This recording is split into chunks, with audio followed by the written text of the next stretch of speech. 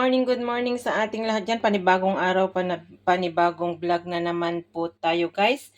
As usual, kung nakikita nyo po ito, magluluto po ako ng aking lunch and dinner for today guys without rice. Kasi ito po ay made of rice na po ito. Ito ay sotanghon po.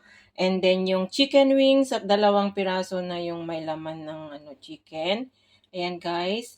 And konting patis, bawang, ginger, and red onion, and yung maliliit na ampalaya guys. Yan, yung favorite ko talaga. So, magluluto po tayo ng lean version ng Ilocano food na favorite ko pag native ang chicken. Pero dito kasi mahal ang native na chicken. So, ito lang.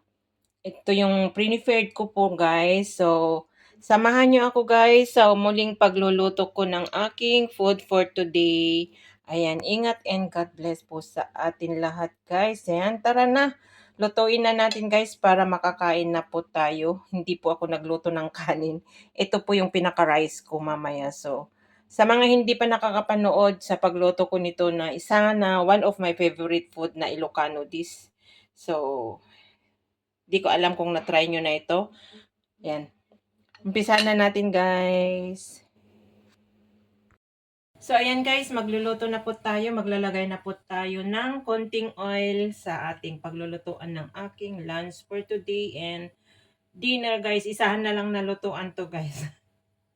Yan, maglagay po tayo ng konting oil para sa paggigisa natin ng mga ingredients niya or sa pampabango, guys. So, ayan. Yan natin siya guys. Ayan. Sa mga bago kong subscriber, bago kong supporter, ito po yung ginagawa ko pag walang amo ko guys. Nagluluto po ako ng mga, yung kinokontent ko yung pagkain ko. So, ito po. So, igisa na natin yung, inuuna ko po yung luya or ginger guys. Yan, hindi ko iniwa ganyan yan. Inuuna ko yan na iginigisa para yung amoy niya ba, fragrance. Ayan guys. Samahan nyo hanggang sa dulo guys. Samahan nyo ako hanggang sa dulo sa aking another recipe for today by Lynn Official. And mega love shout out sa inyong lahat dyan guys. Maraming salamat sa patuloy na pagtangkilik ng aking simple vlog and simple cooking guys. Sa mga nakakaya ko lang na i-prepare sa aking bulsa. Kasi sarili kong binibili, sarili kong pera yung binibili ko sa mga linuluto ko na content ko. So, ayan guys, nag-golden brown na siya. So, followed by garlic. Ayan.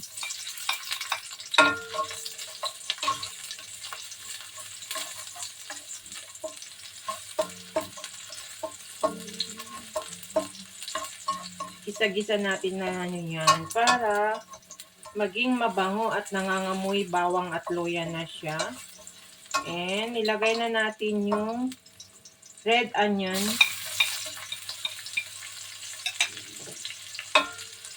Yan, gisa na natin.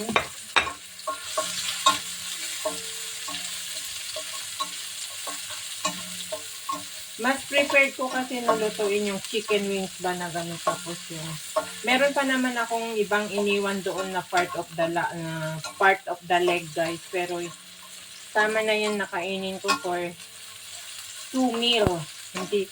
Hindi ako nagluto ng rice. Yung sotanghon is mabigat na rin sa stomach. And yung beetle gourd or ampalaya ay favorite ko po yan. So, lalagay po na natin yung chicken. So, ayan.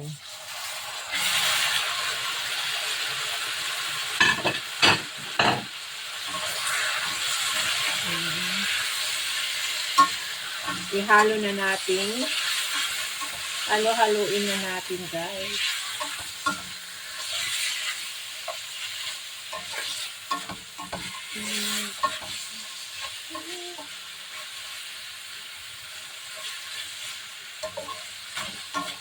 Lalagyan natin siya ng black pepper.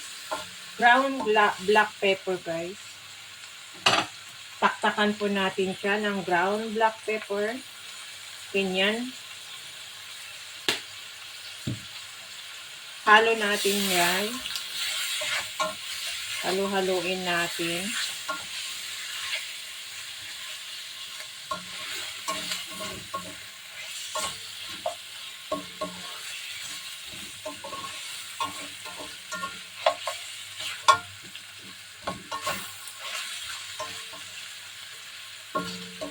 Igigisa-gisa lang natin. At makakasyong na naman ako. Every time na naglalagay ako ng black pepper, nakakasyong ako.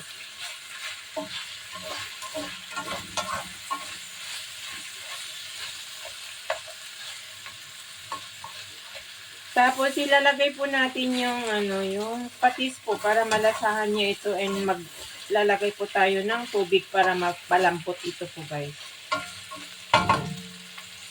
Nalagay na natin yung patis, guys. Yan. Agal-agal lang. Para malasaan niya, magkaano. Bango, amoy patis. Ganyan lang kasimple yung mga linuluto ko, guys, na namimiss ko kainin pag yung walang mga amo ko, talagang nagluluto po ako ng mga gusto kong kainin na Filipino food, guys. Yan, maglalagay po tayo ng water or tubig.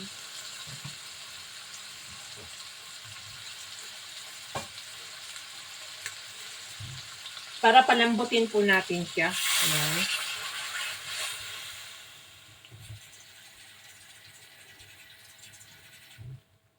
Para lumambot yung chicken. Pag makita na natin na medyo malambot, lagay na natin yung ampalaya.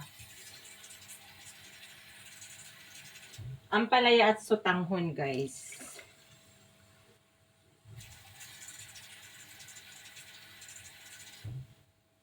So, ayan. Tama-tama na, palambot niya po ito. Dali lang naman maluto ang chicken, guys.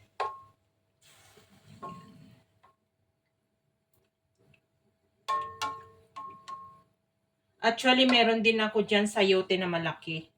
Pero, riniserve ko na lang yan kasi mas gusto ko yung ampalaya sa kasutanghon na ihalo ko dito sa chicken. Riniserve ko yung yung sayote. Maybe Saturday na pupunta ako ng market, ay bibili ako ng minced pork. Yun, igigisa ko sa minced pork po. So, ayan. Antayin natin siya na kumulo. Para may lagay natin yung guys, may lagay natin yung, pag nag-half cook na yan, o makita mo na natin na medyo malambot yung chicken, lagay natin yung ampalaya sa kasutanghon din. Titikman po natin. Pero ilalagay ko na ngayon yung ko, guys, para malasahan yung sabaw. Meron pa ako dito half na yung chicken nor cubes. Hindi po ako naglalagay na buo na chicken nor cubes, kundi hinahap ko po. Yan, half lang po ang linalagay ko na pampalasa. Yan lang po, tama na po yan. Yan. So, tatakpan naman po natin para antayin natin na kumulo. So, see you later, guys. So, yan, guys. Buksan na natin. Ayan na. Check na natin, guys. Kanina pa ito kumukulo. So, pwede na natin ilagay yung ampalaya, guys, kasi soft na yung chicken. Yan. Kanina pa ito kumukulo. Yan. Ilagay na natin yung beetle gourd or ampalaya, guys.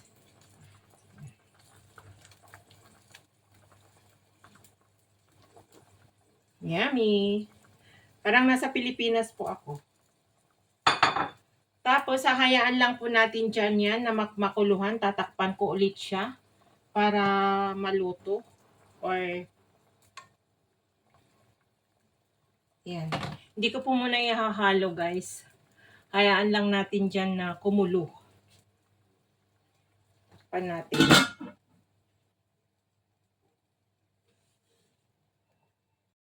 Ayan. Kumukulo na siya. Amoy ang palaya na, guys. Sana hindi masyado mapait. So, yan. Pero gustong-gusto ko yung bunga ng ampalaya sa kadahon kasi maganda sa sa blood. Tikman ko lang po guys kung tama yung lasa niya na hindi na ako mag-additional ng patis or salt.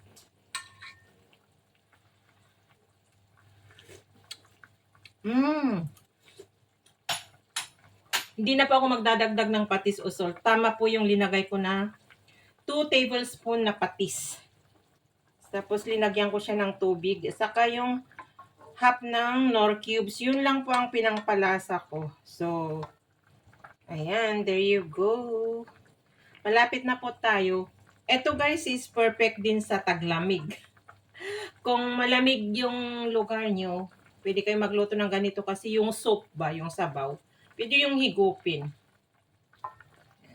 Pero ako, di kasi ako nagluto ng rice. So, mabubusog rin ako sa sabaw. And yung, ito sutanghon guys. Actually, dalawa lang na ano yung sutanghon kasi dadami rin naman ito guys. Saka matutuyo yung sabaw kung marami ang sutanghon. So, pwede na natin ilagay itong sutanghon. Hinugasan ko lang kanina, tapos, ayun. Yan, linagay ko na po itong sutanghon, guys. Lulutuin na po natin. Ihalo natin, guys. Ayan. So, ayan. Sana yung sutanghon na nakuha ko ay hindi niya sasagip-sipin masyado yung sabaw. Kasi ang sarap ito guys, nahigupin yung sabaw niya kasi tama lang yung lasa, perfect. Hindi siya maalat, hindi rin siya matabang. Nasa center po talaga yung lasa niya. Which is perfect combination ba? Ganun po. Hindi ako nagdagdag ng salt or patis. Tama po yung 2 tablespoon na patis na linagay ko. Actually, pag nagluluto kami sa probinsya ng ganito sa amin ay yung native na manok, yung bagong katay, ang pinanggigisa ko is yung sabaw ng bagoong na isda. Mas masarap po. Yan. Eh, dito, patis yung meron ako. So, and then masarap din naman ang patis. Masarap. Yan. Kung yung mga Tagalog, mga Katagalogan, kung ganito yung gusto, yung ano, yun, patis. Pero kasi kami ng mga Ilocano is mahilig din sa sabaw ng bagoong na isda ba? Or ginos. So, ayan guys, oh. Luto na siya. And yung ampalaya is, hindi ayaw ko na maging overcook siya. Gusto ko yung crunchy a bit. So, ayan. Perfect na po siya. Pwede na natin ahunin. Ayan. Para makakain na po tayo kasi magto 12 o'clock na. Isang Skyflakes lang yung kinain ko kaninang around 9 a.m. Habang kausap ko si Nanay Mopan. Ayan. Perfect. Ang sarap guys. Ayan o. So, sa mga gustong gumaya tong recipe ko na to, yun, inano ko naman lahat yung ingredients niya dyan, yung kung paano ko lutuin. So, hopefully, nag-enjoy po kayo and big shout out na lang po sa lahat ng aking mga supporters, sa mga nanonood. Ayan, patayin ko na siya kasi ma-overcook na po siya, guys. So, ayan. And big shout out kay sa aking anak na super supportive. Ayan. Kay Bro Ruel, maraming salamat sa support lagi kahit busy ka sa work, nakakasilip ka sa aking mga live. Ingat ka palagi dyan. And then kay Nanay Mopan Fitness, ingat ka na, stay strong. Tatay June, ingat and get well soon sa mga nararamdaman mo din na kagaya ko.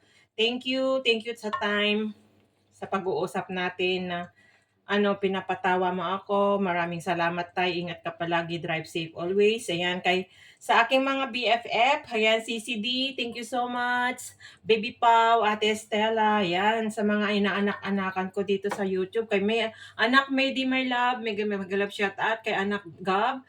Kay Irene Balahadja, yung bagong tinutulungan. Shout out kila Ate Ermi. Ayan, big shout out kila Sis Flora May. Ayan, maraming salamat. And of course, kay Brother Project 89, the whole family, Guapo Ragon, JPC, Sis Lydia, kapatid Jewel de Guzman, And sa aking mga member, walang katapusang papapasalamat po sa aking mga member, sa mga new member ko. And big shoutout kay kapatid Dumagat na nagbalik sa aking pagme-member. Ingat ka palagi dyan sa Qatar, kapatid. And then kay kapatid Jeffrey dyan sa Qatar, shoutout. Sa lahat po, maraming maraming salamat talaga. Sa mga sa mga nakigulo sa aking pag-game, maraming salamat and congratulations sa mga nanalo. Thank you so much. And big shout out din kay kapatid, Video Tour na very supportive. Thank you sa lahat po na nag stay sa aking live habang nagla-live ako. Maraming maraming salamat po sa inyong lahat. Wala po ako dito kung wala kayo. And then shout out din kay Elmer Ogay na nagpakita sa live ko kahapon. Maraming salamat. Bro Elmer Ogay, maraming salamat. Thank you. Sa lahat po, mega love shoutout din kay Sis Marites Kawamora, of course. Maraming salamat, Be, sa full support mo kay Atalin. And big shoutout to Sujin, konnichiwa, arigato. And kay Tita Mami, thank you so much. Kung sino man yung mga hindi ko napangalanan, big shout out po sa inyong lahat. Marami po kayo na nandyan na nagmamahal sa akin. Thank you so much kay Sis Lipa, kay Sis Shell on this. Maraming salamat kay Sis Mengay. Thank you. Sa lahat po. Yan po. Matutuyo na po yung pagkain ko. Kaya babay na po. Thank you so much sa mga nakaabot sa dulo ng aking simple cooking for today, guys. Ingat and God bless po sa atin lahat. Sa mga kapwa kong OFW, mag-ingat-ingat po tayo palagi. Sa mga supporter ko diyan sa Pilipinas, thank you around the world. Maraming maraming salamat po. Ingat and God bless po sa atin lahat. I love you all, guys. See you